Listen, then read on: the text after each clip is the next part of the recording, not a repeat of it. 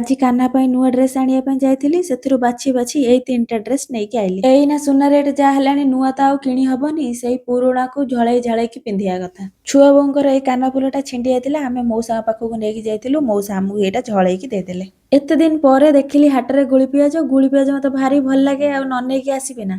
ଆପଣ ମାନଙ୍କୁ ବି ଭଲ ଲାଗେ କି ନାହିଁ ମତେ କହିବେ। ଆଜି ହାଟରେ କିଛି ଖାଇନଥିଲି। ମମି କହିଲି ତୁ ଜଲ୍ଦି ଭାତ ବାଢ଼, ମତେ ଭାରି ଜୋରେ ଭୋକ କରୁଛି, ମୁଁ ଖାଇବି। ତାର ମମିର ମୋର ଖାଇଦେଇକି ତାପରେ ଯାଇକି ବିରି ଧୋଇଲୁ। ବିରିକୁ ବଢିଆ ସେ ଧୋଇ ସାରିଲା ପରେ ମୁଠେ ଖଣ୍ଡ ବିରି ମୁଁ କଞ୍ଚା ଖାଇଦେଲି। ମମି ତାର ସେପଟୁ ଚିଲେଇ କହୁଥାଏ ବିରି ଖା ନା ଥଣ୍ଡା ଧରିବ। ଆଉ ବଢି ଖାଇଲା ବେଳକୁ ତ ଥଣ୍ଡା ଧରୁନି। ଗ୍ରୀନ ମଟର ଆଣିଥିବୁ ବୋଝେ ଖଣ୍ଡ, ହେଲେ ଚୋପାରୁ ମଟର ଅଲଗା ହେଇସାରିଲା ପରେ ଦେଖୁନାହାନ୍ତି କେତିକି। ଏଇ ଡଙ୍ଗାଟାରେ ଆଲୋକତରା ଦିଆ ହଉଥିଲା ଦେଖିଥିଲି। ଆଜି ଦେଖିଲା ବେଳକୁ କଲର ଫଲର ଦେଇ ଦେଇଛନ୍ତି, କିନ୍ତୁ ବଢିଆ ଦେଖା ହଉଛି। ଆଜି ମାଉସୀ ଘରକୁ ଯାଇଥିଲି। ସେଠି ଦେଖିଲା ବେଳକୁ ମାଉସୀ ମୋର ଛାଣୁଛନ୍ତି ଗରମ ଗରମ ସୁଜି କାକରା। ସେଥିରୁ ସେ 4ଟା ଦେଲେ, ତାକୁ ଖାଇଦେଲି। ତାପରେ ସେ ଗଛରୁ ଗୋଟେ ପିଜୁଳିଟେ ପାରିକି ରଖିଥିଲେ, ତାପରେ ମତେ ଦେଲେ।